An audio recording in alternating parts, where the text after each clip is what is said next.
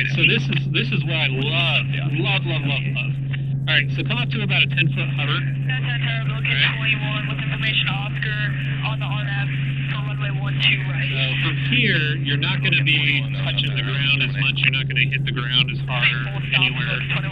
Turn them down just a hair. Yeah, it sounds great. But look at the search lights, or landing lights, and things like that. All right. Go ahead and just back up just a little bit, and you'll see that that light changes. That's pretty good. And you now have a reference. Now they're also not looking super far, and they're not looking too close. I actually really like that. Right.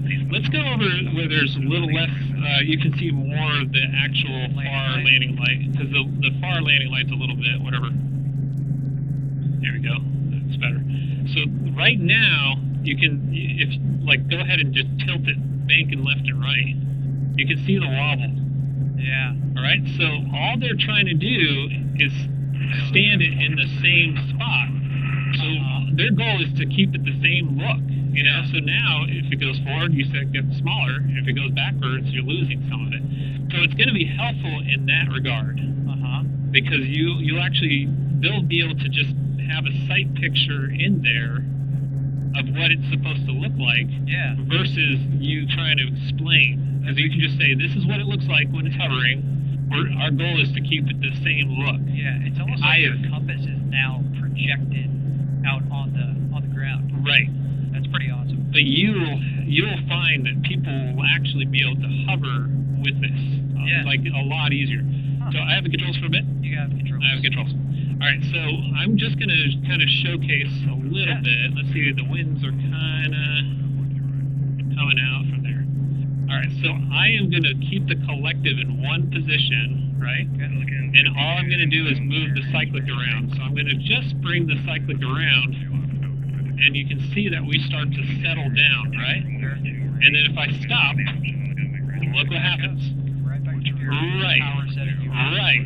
So what you're trying to show them is that the calmer they are, the more you're pointing the vacuum upward, and that's going to get you to come off the ground. Now, when you're coming forward, and let's just say you're going to hit that transverse flow effect, now just watch what happens. The aircraft just comes right back. Now, see how it came lower? Yeah. But it's going to come right back up.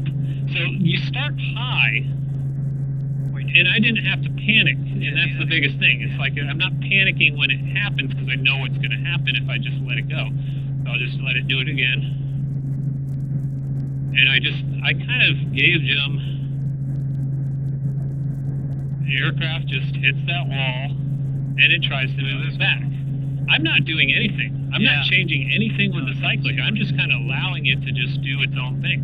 And of course, there's a little change in the tail rotor, so that's also what's making it turn. But I'm trying not to move anything. Yeah. Because what my goal is for them to do, my initial goal is just for them to play around with the cyclic. Sure. They don't need to play around with the collective. They don't need to play around with the pedals. Right. But if I do the pedals and stuff like that, I'll push the pedals a lot. You can see how it sinks. Right? And then if I stop pushing the pedals, it will come right back up. And if I push the right pedal, it's very possible. We got a little bit of wind, so I'm just going to slow that down. It'll come up a little bit too.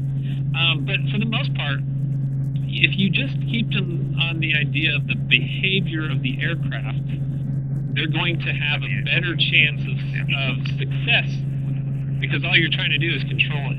I use that compass as the head, the shoulders of the body. Yep. So if I'm leaning forward, I tell them, try to fly like this. Is it going to change the aircraft? I'll fly like this. Right. So I'll move them forward like this. I'll move them forward, because they're going to have to change the radios at some point. Yeah. So if they're leaning forward, they just have to learn how to keep the attitude of the aircraft. Right. And you can see that if I have that searchlight pretty much, or that landing light pretty much the same size, it's not going to change quite a bit. Yeah. All right, so you are getting into the problem with the pendular action, right? Because the guy was basically just kind of moving. Yeah. So it's a delayed reaction, right? So when they have that delayed reaction of trying to fix the attitude, It gets progression, it goes right. that way. But if I do that, in general, it's gonna fix it pretty quick. And I'll do it a little bit more pronounced because Okay, yeah. it's let's see how. So I'm just gonna get it really kind of pronounced. See how it just kind of settled itself a little bit?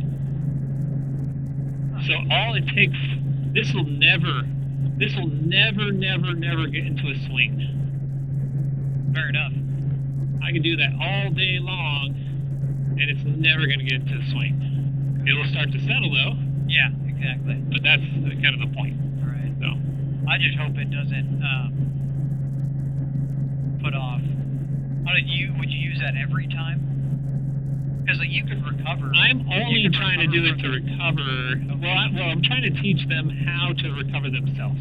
So when you are in the aircraft, it's easier because you know how to recover. You know how to get the aircraft to kind of go back.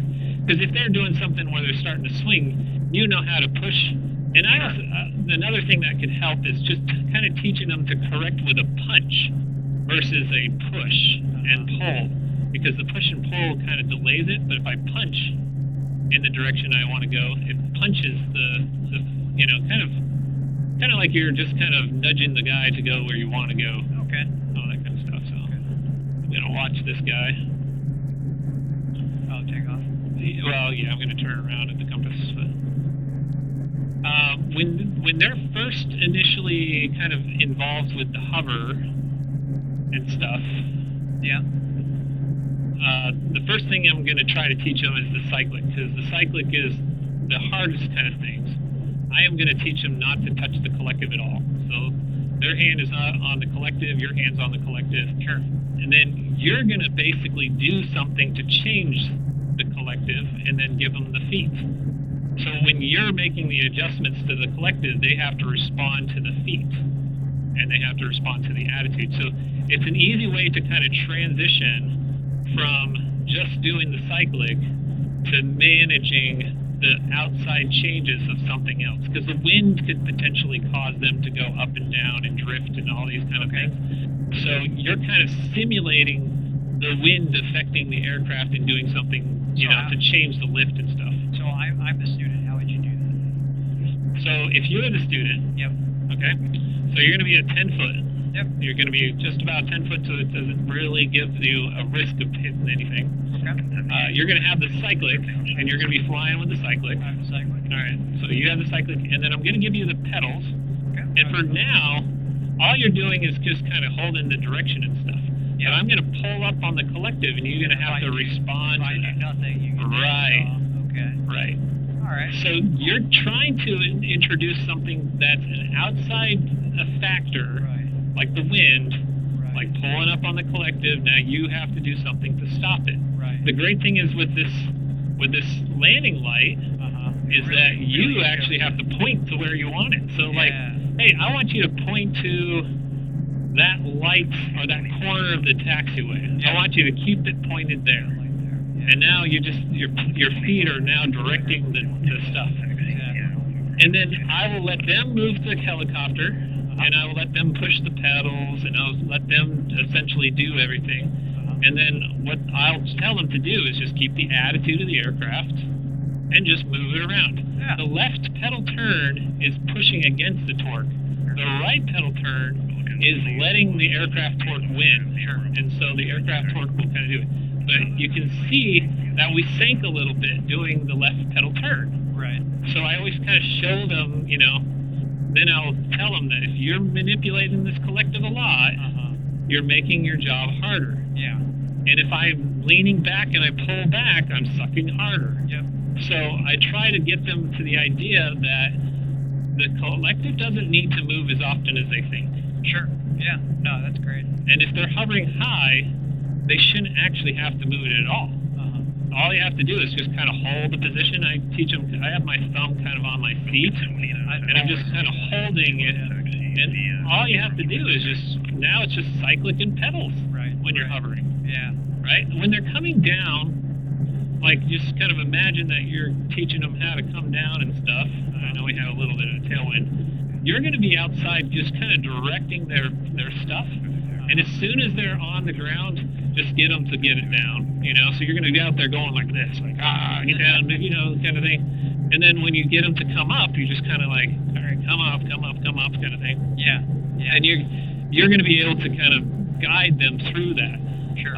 Soloing at night, it's not really that hard. You just don't have the depth perception that you typically have. Yeah. But it is a good experience because you're going to actually gain good experience from doing it at night. Right. It's harder, but they actually will benefit from it. You'll benefit from the time too. Yeah.